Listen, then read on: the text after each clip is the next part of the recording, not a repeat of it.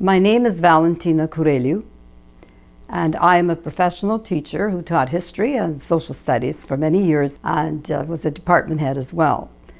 Presently, I am the Director of Education at the Holodomor Research and Education Consortium, which is connected to the University of Alberta.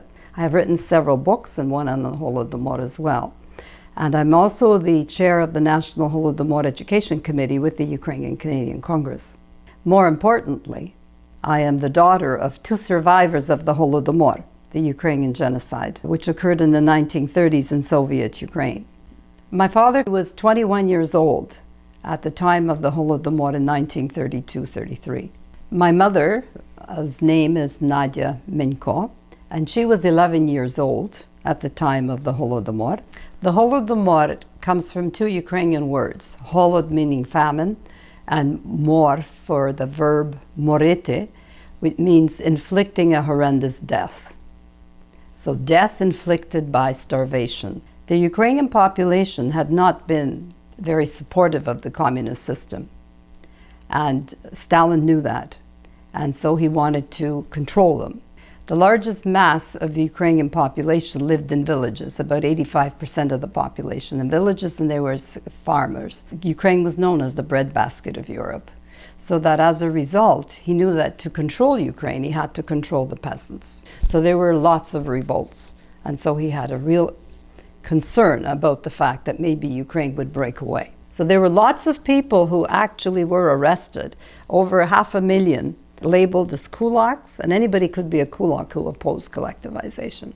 Didn't matter how much land you had at that point. So that was a very convenient enemy of the people.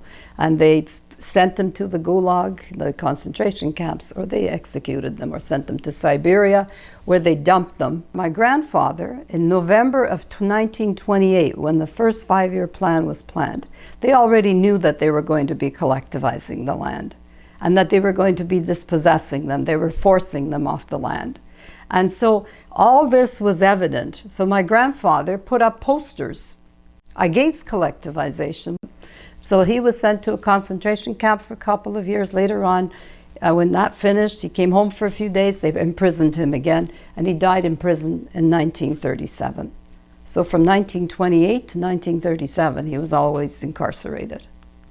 My father was the eldest.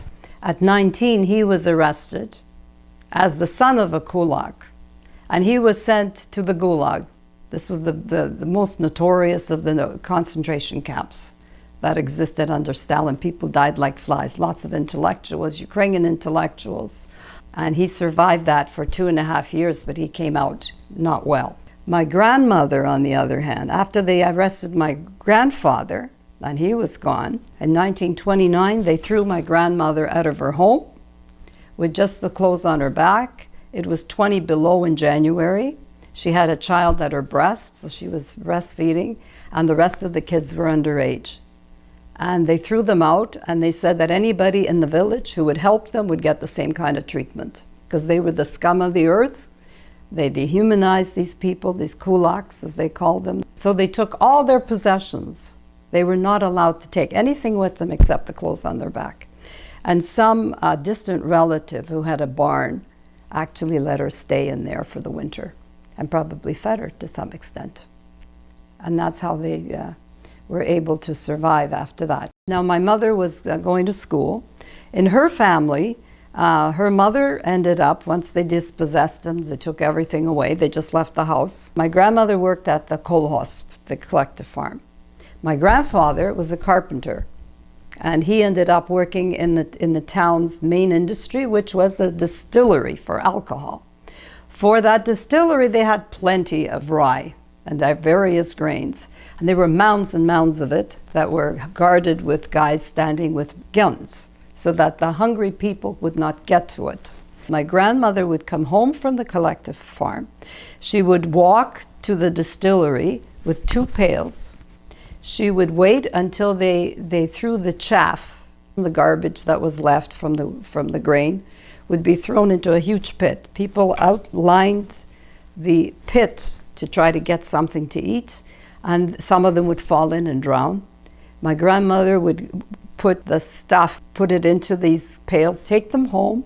She would wash it, She would dry it, she would grind it, and with that little bit of milk or whatever else she could find, weeds or whatever, she made some kind of bread. So that's another reason why they survived, because there was nothing else. There was nothing to be sold, nothing that you could buy, not in a village which had grown wheat and grains for centuries. At the height of the famine, in June of 1933, after everything was eaten and nothing has grown yet, people were dying at 28,000 a day. By 1933, people didn't have the strength to rebel. You don't have rebellions anymore. People are dying. My first memory about the Holodomor, when I was a small child, I was born in Germany, in Mannheim, in a refugee camp after World War II. So I heard about famine and the fact that all the food was taken away. Not only the crops, but going to their houses and taking the food from their ovens. So this was something that I feared when I was in that refugee camp. Even as a young child, I felt the injustice of this, that how come things like this happened? That it's 31% of the deaths, unnatural deaths at that time, were children under the age of 10.